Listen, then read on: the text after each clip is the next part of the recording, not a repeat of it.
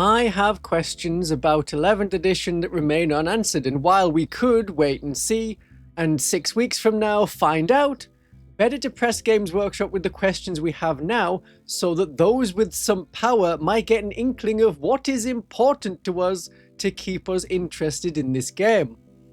And this isn't a hypothetical. We're gonna email Games Workshop, because Games Workshop is running an FAQ for the public to get into, something that was not announced on Warhammer Community, but it was on their Facebook page. There's a new edition of Warhammer 40,000 on the way, and we know loads of you have questions about the rules or how your army might work in the new edition. Maybe your questions are about the new lore or some of the things you find inside the Armageddon Launch box. Myself and Adam will be doing a Q&A next Friday, so send your questions in. You can send your questions to this email address right now. Ooh, how many wars have there been for Armageddon? I like that one, it's juicy, and it really depends how you count, right? So it goes demons, orcs, orcs, demons, orcs, or it goes demons, orcs, orcs, never-ending war. So 3? I will accept that. Yeah, sounds about right to me. I think 3. And then it depends really on how many times you want to, I suppose there's a few ways you can count it. Like, who turns up, which bit does it really ever stop? Does the Grey Knight bit second war even really stop? Is the third war really a war? And I'm so glad they confirmed the many ways there could be 2 or 3 or 5 wars of Armageddon. Very useful. I'm saying 5. There are limited topics that they will answer. It's about the Armageddon Launch box, where we have already seen everything inside, and rules about your army and how it will work in the next edition. I have questions about how things will work for every army in the next edition, so this should be applicable to everyone. And I don't want us to ask questions that are going to be answered in a week or so, or which will not make Games Workshop think about the game. If they just release an article and we ask basic questions about the article, we're not getting anywhere. Saying, oh, what detachments will the Thousand Sons get? Will they all be about Zangors, or will there be one that's not Zangors? That is not a useful question. We will find out soon enough when that faction is shown off. There are more pressing questions which concern people. These are the questions we're going to send. You're going to write your own email, so open your email now and start typing. Their email address is in the description and should be in the comments for you to copy. And when typing the questions, maybe change the wording a little so it doesn't all look the same. So these are the questions I'm going to be asking that I would like you to ask, and I'm going to explain why these questions are important. Question 1. Where are legend units intended to be used or not used? Can this be made clear in the rules? At the start of 10th edition, Games Workshop released several statements about legends, where they can and can't be used. We need that reaffirming, that legends are for everyone in every game except at some tournaments. Games Workshop has run tournaments and events that allow legends. It is not a requirement that tournaments ban them. 10th edition did not define the 3 or 4 ways to play, and people heard, oh, match play doesn't allow them to be used, narrative only, and these are terms that had no real meaning in 10th edition, or had very different meanings depending on who you asked. Is anything outside a tournament a narrative game? Is Crusade the only narrative game? And if you're not playing a Crusade game, is it therefore a match play game? Is match play any game where you have equal points? Can a game be both narrative and matched in 10th edition, and do you use Legends rules then? So with that ambiguity, no legends allowed became a mantra to blindly repeat, and people such as I have hammered on about how you can keep playing with these units. Games Workshop didn't write rules to then tell you not to use the rules they'd written. And I'm very grateful to the people who tell me that legends are now allowed in their group, or that they went to a tournament, as I did, where legends are allowed. I don't want you to throw away your attack bikes and ironclad dreadnoughts and repressors and tectonic frag drills. I mean, that one is fine as terrain, better as terrain. But with 11th edition, let's have a statement in the rules, in the app, that explain where legends can and can't be used. No, but here's an article from 2023 isn't seen as a reliable source for the rules. Question 2. Will legends units be included on the 40K app? Whether it's a yes or a no, it tells Games Workshop that we care about these units. A unit getting the legends tag doesn't mean much if it's still there in your army list. They are not deleted from the game or your army.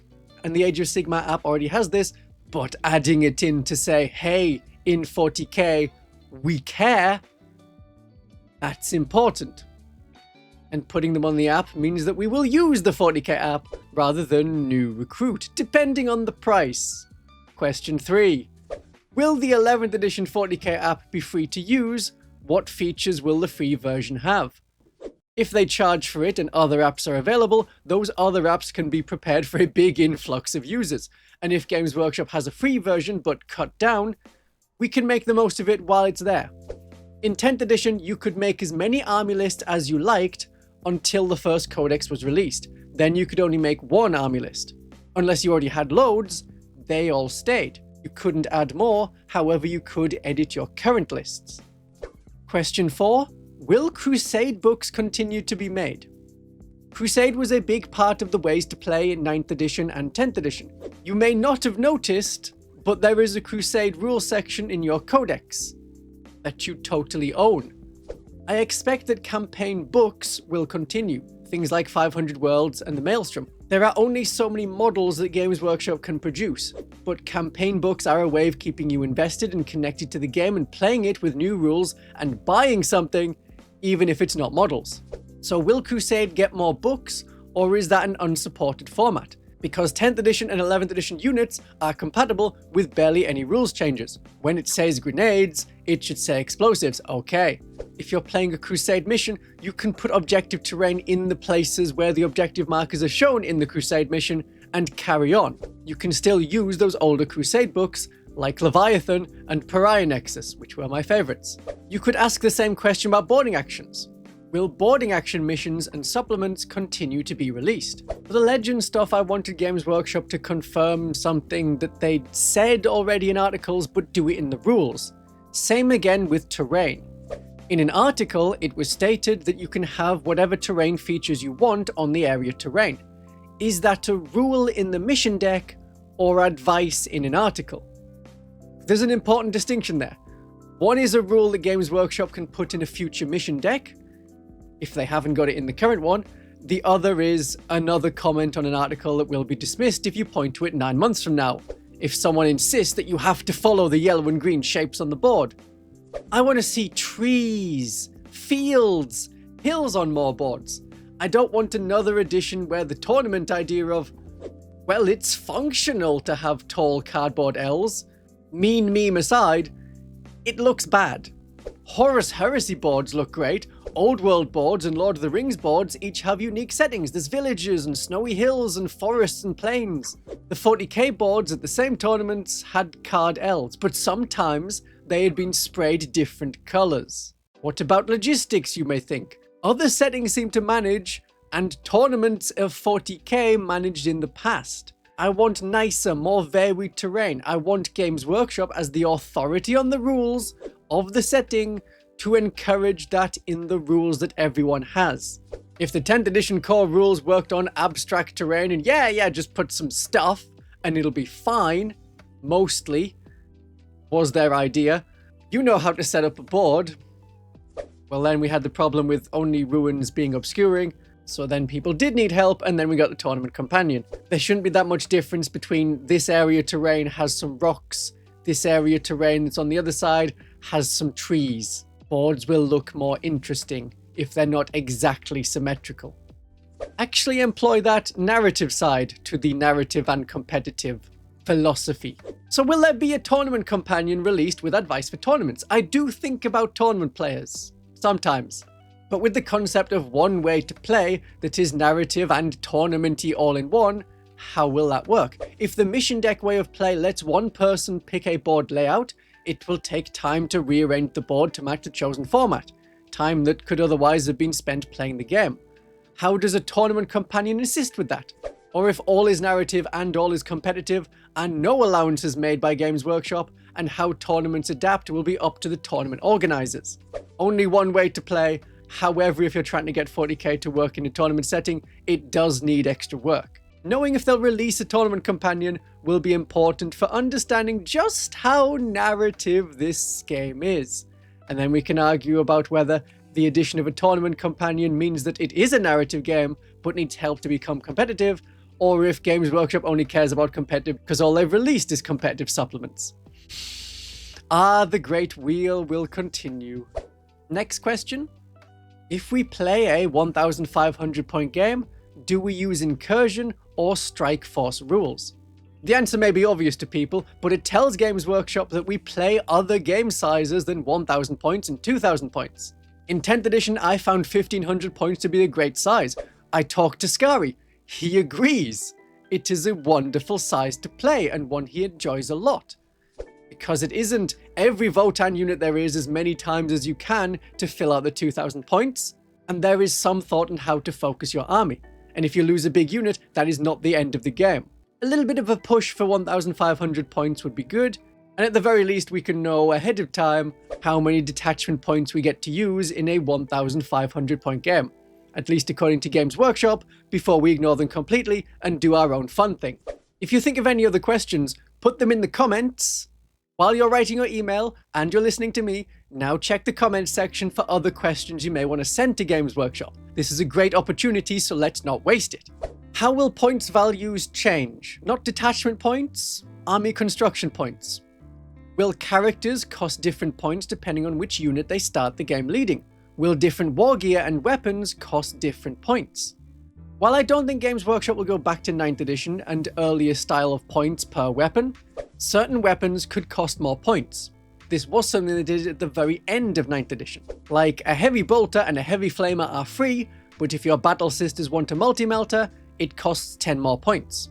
I think the way that Games Workshop is trying to do small points to get every point used in the army is to have upgrades. Small bonuses that can be applied up to 3 times across your army, each time costing like 5 or 10 points.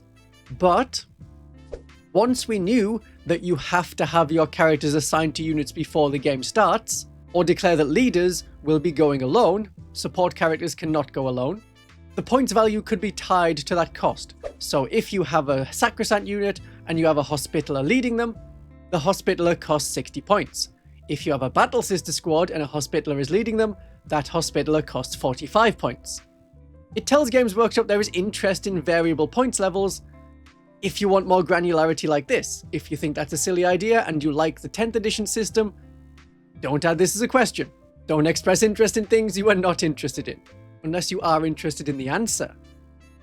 Ooh. Like, I'm kind of curious how actions will work in 11th edition. If it'll be the same as 10th edition or not, but that has no long-term impact on the game. I can find out when the mission deck is released. And I'm guessing it may be possible to do an action and also shoot. Maybe. But not snapshots. We know you can't start an action if you do snapshots. So maybe some form of shooting is possible and also do an action. We'll see. I'm not bothered. Don't put that as a question. We'll find out in due course. What I want to know is how long is a 2,000 points game of Warhammer 40,000 11th edition meant to take to play? Do they expect the game to be faster if more units can be hidden and can't be shot and there's more area terrain on the board? Or do they think the game will take longer or basically the same amount of time as they recommend in 10th edition? Is it going to be a bit like Warhammer Old World, where you have a quick turn 1 that's mostly positioning before the bigger turn 2 and turn 3 fight before it slows down again as the number of units left alive on the table has diminished? If they say it takes 3 hours on average, and it doesn't take that and it takes far longer when we get to playing it, that will let me advise more 1,000 point games. It's good to know. Maybe these are not all the questions Games Workshop wants. Maybe they go a bit off topic and they won't answer us on Friday. Click subscribe, and I will see you on Monday when we'll talk about what they do reveal for the Adeptus Sororitas, one of my favorite factions. But if we can show sufficient interest in legends and campaign books that have a Crusade aspect to them, then they should take note, then they can improve the game to be what we want, and then we can have a great day of 40k.